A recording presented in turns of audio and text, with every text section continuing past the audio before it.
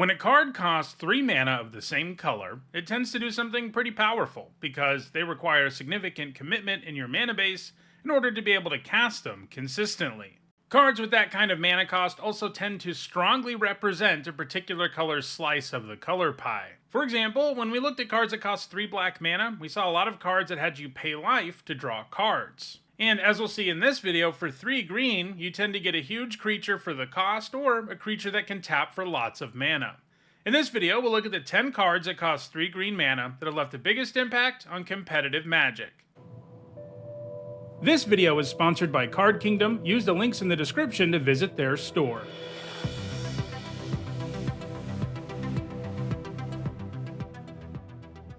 Before we get started, here's a quick reminder on how I rank cards in these videos. I use a scoring system where cards are awarded 2 points for a first tier top 8 at events like Pro Tours, and 1 point for a second tier top 8 at events like Regional Championships. Alright, let's take a look at the top 10 cards that cost 3 green mana. At number 10, it's Groundbreaker. For 3 green mana, and that's the last time I'll say that in this video since it would get really repetitive otherwise, you get a 6/1 with Trample and Haste, and at the end of your turn you sacrifice it. If you're a red mage, this card should look pretty familiar because it's a color-shifted version of Ball Lightning. They printed a lot of color-shifted cards like this in Planar Chaos, where the idea was that they were from an alternate reality of Magic where the color pie was just a little bit different. So Groundbreaker looks a little weird as a green card, mostly because it's only got 1 toughness, but it's not a huge stretch for green to get a 6 power creature with Trample and Haste, as those are keywords that green gets. Anyway, obviously enough, Groundbreaker is all about coming down and smashing in for 6, and while that's not something every deck wants, if you're a super aggressive deck, it's worth giving up a card to do 6 damage. Groundbreaker gained all of its points in mono-green aggro decks in Standard, where it was played alongside fellow haste creatures Giant Solifuge and Timbermare. When you have a critical mass of that type of creature, your opponent is going to take a ton of damage in a hurry. It hasn't gained any points since rotating out of Standard though. At number 9, it's Llanowar Tribe. It's a 3/3 that can tap for 3 green mana. Like Groundbreaker, this is another card that references an old one, in this case because the tribe is effectively 3 Llanowar elves stapled together. If you just triple the mana cost, triple the stats, and triple the mana the elves can tap for, you get Llanowar Tribe. Modern Horizons sets make lots of references to older Magic cards the way Time Spiral Block did, and because it's from Modern Horizons, the only 60 card formats it's legal in are Modern, Legacy, and Vintage. The tribe gained all of its points in Modern between 2009 and 2020, where it was played in Devotion to green decks. Devotion pays you off for having lots of mana symbols of the same color in the casting cost of your permanents, so if you play the tribe alongside something like Nykthos, you end up netting an insane amount of mana between the tribe's ability to tap and Nykthos' ability to produce mana equal to your Devotion to green. However, Llanowar Tribe's time in the sun in Modern was relatively brief. At number 8, it's Predator Ooze. It's an indestructible 1/1, and you put a +1/+1 counter on it when it attacks. Furthermore, if a creature dealt damage by the ooze dies, you also put a +1/+1 counter on the ooze, so it's hard to kill and constantly growing. It was played in green aggro decks when it was in Standard. There, it was usually played alongside Ulvenwald Tracker. The ooze was great for fighting with because it would always survive, and it could get a counter if it killed something. The ooze hasn't gained any points since rotating out of Standard though. At number 7, it's Circle of Dreams Druid. It's a 2/1, and it can tap to produce a green mana for each creature you control. So if it's alone, it can tap for 1 green, but let's be real, it's never alone in the decks that play it, and that means it produces tons of mana. All of its points have come in Pioneer Elf decks. These decks can quickly go wide with elves by just curving out and playing cards like Dwynen's Elite and Elvish Warmaster. So Circle of Dreams Druid is often tapping for lots of mana in the deck, and there are plenty of places where that huge amount of mana can be spent, like on the Warmaster's activated ability, or animating a huge layer of the Hydra. However, elf decks haven't really been a factor in Pioneer since mid-2023. That said, they are probably just a few new cards away from being relevant in the format again, so it's hard to count this Druid out entirely since it has such a high ceiling. At number 6, it's Steel Leaf Champion. It's a 5/4 that can't be blocked by creatures with power 2 or less.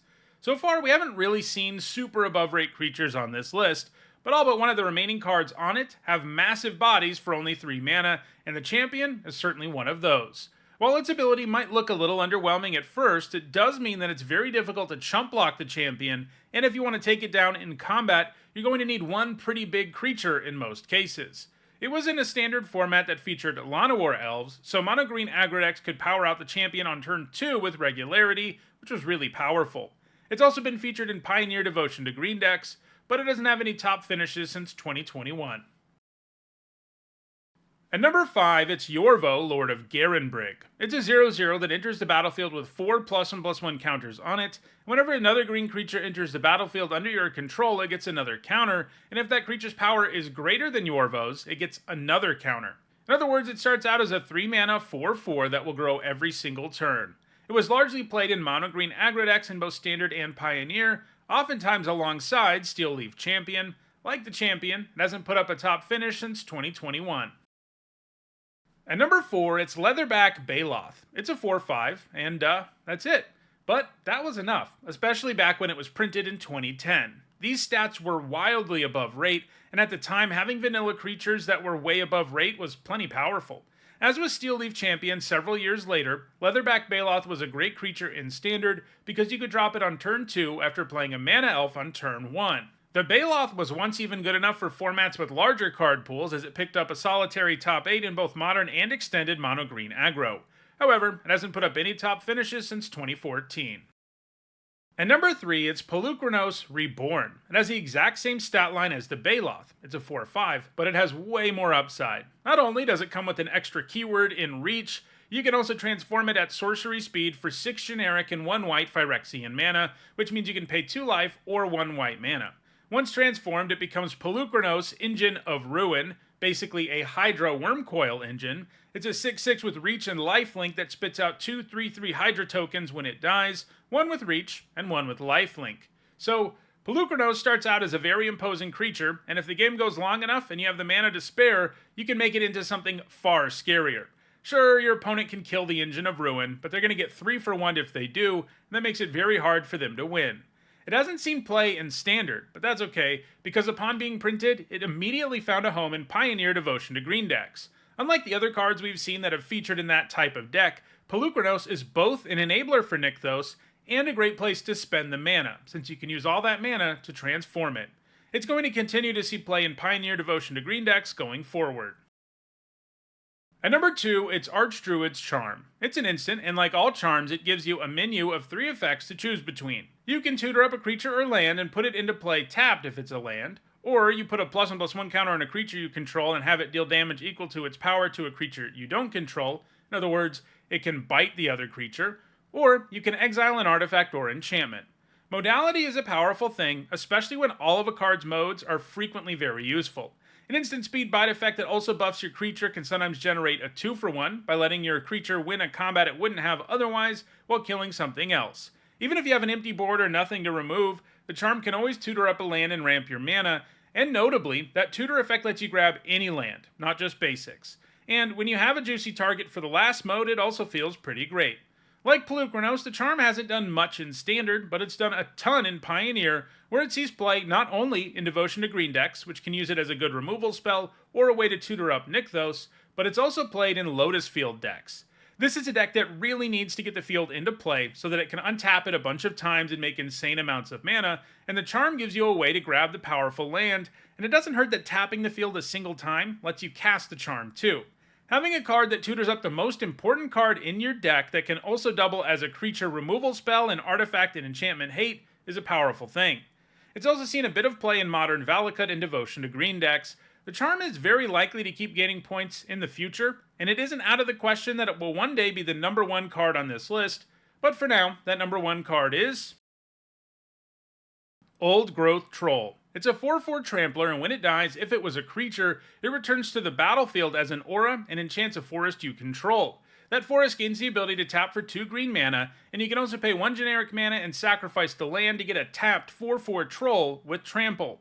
In other words, you get a super beefy creature up front, and unless your opponent takes it down with exile removal, it's going to make sure you get another big old troll in the future.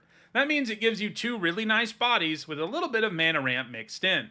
It helped make mono-green aggro decks very formidable in Standard, but it's gone on to even more success in Pioneer, where it's been played in Devotion to Green decks for the last 3 years. While it's just a nice big creature that gives you a big devotion boost, It's also got some special upside for devotion decks, because even when it comes back as an aura, it still has a mana value of 3 green. So if your opponent is hoping to make it so your devotion drops, killing the troll isn't going to get it done, and that's pretty important. Old Growth Troll is likely to gain more points in the future, but it's not doing it at quite the same rate as the Charm is, since the Charm is used by 2 top-tier Pioneer decks and not just 1. So it will be interesting to see which of these powerful triple green cards comes out on top in the end.